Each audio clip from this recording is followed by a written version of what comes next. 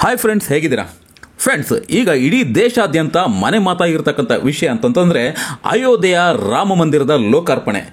ಅಯೋಧ್ಯೆ ರಾಮ ಮಂದಿರದ ಪ್ರಾಣ ಪ್ರತಿಷ್ಠಾಪನಾ ಕಾರ್ಯಕ್ರಮದ ಸಿದ್ಧತೆಗಳು ಅದ್ದೂರಿಯಾಗಿ ಸಾಗಿದೆ. ಜನವರಿ 22ರಂದು ಬಾಲರಾಮನ ಪ್ರಾಣ ಪ್ರತಿಷ್ಠಾಪನೆ ಮಾಡಲಾಗುತ್ತದೆ. 7 ದಿನಗಳ ಮುಂಚೆಯಿಂದಲೇ ವಿಧಿವಿಧಾನಗಳು ಜೋರಾಗಿ ನಡೀತಾ ಇದೆ. ಪ್ರಧಾನಿ ನರೇಂದ್ರ ಮೋದಿ ಸೇರಿದಂತೆ ವಿವಿಧ ಕ್ಷೇತ್ರಗಳಿಂದ ಗಣ್ಯರಿಗೆ ಆಹ್ವಾನವನ್ನು ನೀಡಲಾಗಿದೆ. ಉದ್ಯಮಿಗಳು, ಸಿನಿಮಾ ತಾರೆಯರು, ಕ್ರೀಡಾಪಟುಗಳು, ರಾಜಕೀಯ ಮುಖಂಡರು, ಆಧ್ಯಾತ್ಮಿಕ ಗುರುಗಳಿಗೆ ಆಮಂತ್ರಣವನ್ನು ನೀಡಲಾಗಿದೆ. ಈ ಒಂದು ಕಾರ್ಯಕ್ರಮಕ್ಕೆ ಸಿನಿಮಾ ತಾರೆಯರಿಗೂ ಸಹ ಆಹ್ವಾನವನ್ನು ನೀಡಲಾಗಿದೆ. ಆದರೆ ಎಲ್ಲ ತಾರೆಯರಿಗೂ ಆಹ್ವಾನವನ್ನು ನೀಡಲಾಗಿಲ್ಲ.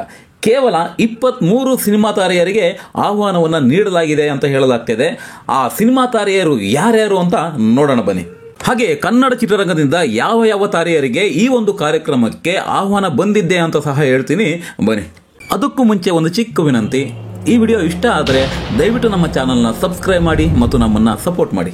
ಹಿಂದಿ ಚಿತ್ರರಂಗದ ಹಿರಿಯ ನಟ ಮತ್ತು ಸೂಪರ್ ಸ್ಟಾರ್ ಆಗಿರ್ತಕ್ಕಂಥ ಅಮಿತಾಬ್ ಬಚ್ಚನ್ ಇವರಿಗೆ ಆಹ್ವಾನ ಹೋಗಿದೆ.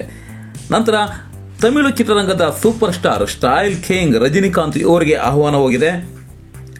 ಮಲಯಾಳಂ ಚಿತ್ರರಂಗದ Mohan Lal, Telugu super star Chiranjeevi, PAN India hero Prabhas, ಬಾಲಿವುಡ್ನ ಹಿರಿಯ ನಟ ಅನುಪಮ್ ಖೇರ್,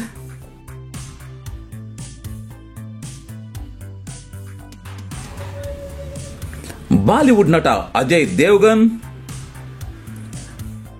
ಬಾಲಿವುಡ್ ನಟ ಜಾಕಿ ಶ್ರಾಫ್, ಬಾಲಿವುಡ್ ನಟ ಸನ್ನಿ ಡಿಯೋಲ್, ಬಾಲಿವುಡ್ ನಟ ಅಕ್ಷಯ್ ಕುಮಾರ್,